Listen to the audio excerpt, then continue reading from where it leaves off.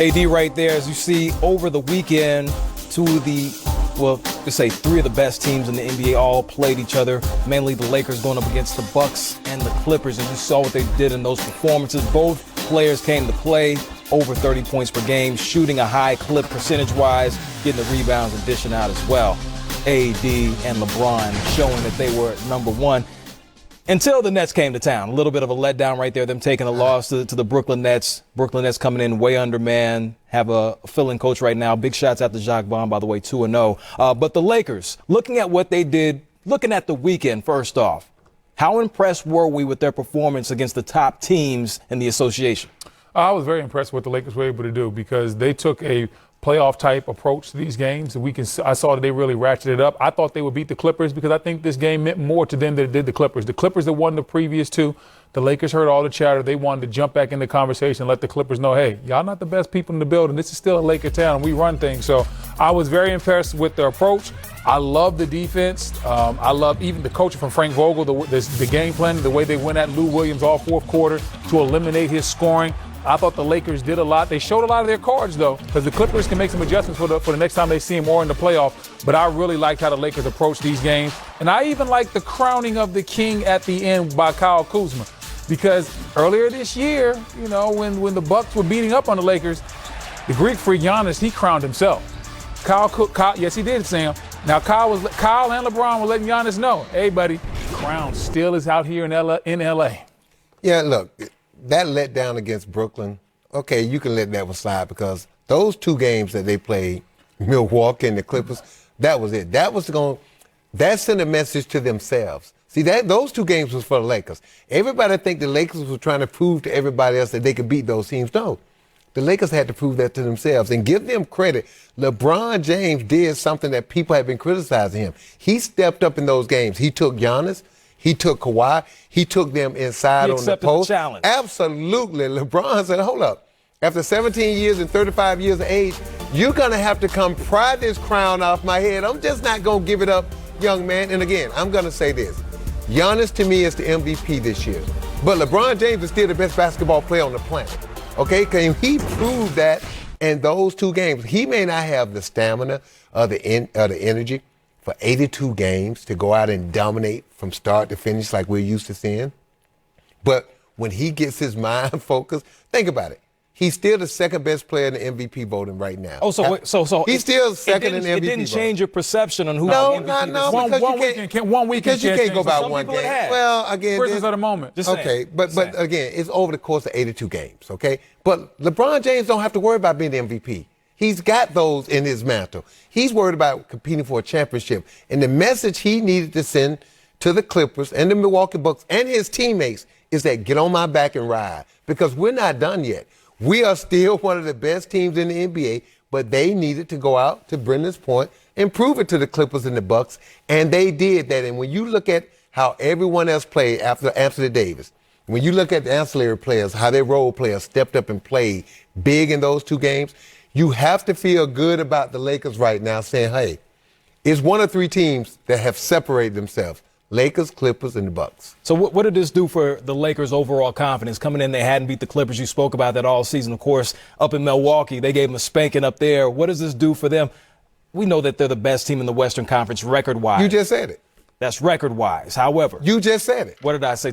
How did I do it? What did it do for them? It validated the fact that they're the best team in the Western Conference. When you go beat the team that has handled you the two previous times, and all the talk was that even though you got the best record, the Clippers is the better team. Well, for the Lakers, and people may still think the Clippers are a better team, but it doesn't matter. What matters is what happens in that locker room and how now the Laker players view themselves. That's the most important thing, because as long as they view themselves as a team that can beat the Clippers, that's all that matters.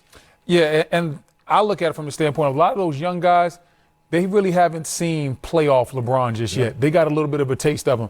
I heard Dwayne Wade on the broadcast the other day on TNT. He said, hey, he saw a different look in LeBron's eyes, and he's seen that look before. LeBron didn't attack this game like he did all the rest of the regular season games. This meant a little bit more for him. And Sam, you made a great point that LeBron took the challenge of guarding Kawhi, guarding Giannis. He made that call to the assistant coach. I want to guard these guys. Now, He can't do it That's what we're used to, the best player doing that. But listen, year 17, he can't do it every night. No, don't need to. But listen, on that Friday and Sunday, LeBron was like, nights like this. That's right. He was able to. Five heartbeats, baby. That's right. He was able Eddie Kane, come roll with me. That's right. He was able to go Eddie Kane on him, dial it back, get back to playing on both ends of the court, led that team. And when you look at what happened, the Clippers were fighting tooth and nail to get back into that game. LeBron James was responsible for 19 of the 27 points in the fourth quarter for the Lakers. He scored 12 and he assisted on the other buckets. And what I like, Brendan, they beat them. It wasn't close. They didn't have to win it at the end. They beat them because the game really wasn't that much of a game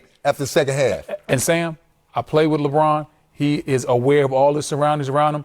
Trust me, he did not like when Greek Freak crowned himself the king. And he don't like all them Kawhi commercials where he got the car keys with the crown on it, Kawhi Town. Yeah. He's not saying anything. He's saying something. Please believe me, LeBron James is not happy with all this quiet trolling. What did LeBron say this summer? A lot of people been playing around with the crown and the throne way too long now. Better respect that, man. Better respect that guy. They got a throne, all right. It's in their bathroom. It's not the one he's sitting on. Listen, Jay-Z had an album with Kanye called Watch the Throne. That's what LeBron's saying right now. He clearly still owns the throne. Welcome to the warm-up presented by Ford. Chris Miles here with Brendan Haywood and Steve Smith. We begin tonight's show, the story that has impacted the world and is causing the NBA to contemplate actions while one team has already made a decision regarding its fan base. This afternoon, the commissioner's office met with the union about how to proceed in the event of a potential coronavirus outbreak. According to Adrian Wojnarowski, the league is trying to figure out how to continue the season without cancellation or loss of games. The league has also reportedly been asking for arenas to provide their schedules through July. This afternoon, the Golden State Warriors became the first team to announce that their home games will be played without fans for the foreseeable future, saying, quote, tomorrow night's game versus the Brooklyn Nets at Chase Center will be played without fans. In addition, all events through March 21st will be canceled or postponed at this time. Steph Curry has missed the last 2 games with the flu. Today, he addressed the media regarding his absence. First and foremost, is about protecting, myself and my family, and the ones that are around me, the most. And so taking care of our household and things like that. But outside of that, there's been a lot of fist bumps and safe space in between, having good conversations. But other than that, it's you just have to be aware as best you can. We don't live in a bubble, but you can do things you can to protect yourself. Steph, you guys are going obviously on a road trip coming in a few days, and a part of that road trip, you're going out of the country. You're going to be on flights. You're going to different buildings. Are you just concerned with, everyday life in that? All that comes with that, just going in different spaces and going in different environments? It does cross your mind, just because you are, like you said, that you can't control everything. But again, it's about just being as educated as possible on what's going on. The latest, research and the patterns of how the virus is working, and again, doing your part to keep yourself and those around you as safe as possible. So, I'd like to just be at home all day for 24 hours and whatever, and quarantine myself, maybe. But we all have to do things that we need to do, and there's people that are reliant on the world working as it should, as best it can. And I think we're all trying to balance that. It's a tough thing for everybody. People that are out there working jobs that they can't necessarily take time off, they have to make hard life decisions. Like, there's a lot of things that everybody's dealing with in this time. And so for us to play a game, with no fans or have to travel and take certain precautions, we'll do what we need to do, and continue to just be aware of what's going on. Going through the flu, several days of the flu can render anyone's body pretty weak. Where are you in your recovery? I know you're set to return, but what are the things that you've experienced as you get set to make another comeback to the game? It's just an energy thing in terms of being able to exert the energy necessary to play a basketball game and still, not deplete your whole system. That was the kind of discussion before Tuesday's game or yesterday's game was I able to get up and down the floor and break a sweat and not, feel any side effects or anything like that, or feel just exhausted afterwards. And yesterday and today, getting some good workouts in were necessary and ready for tomorrow. So timing was tough. Obviously, coming back from 58 games and getting excited about getting a rhythm, and then you only get to play one and then have to miss another one. So, yeah, I'm excited to get back out there on the floor. What are you most curious about the environment tomorrow night?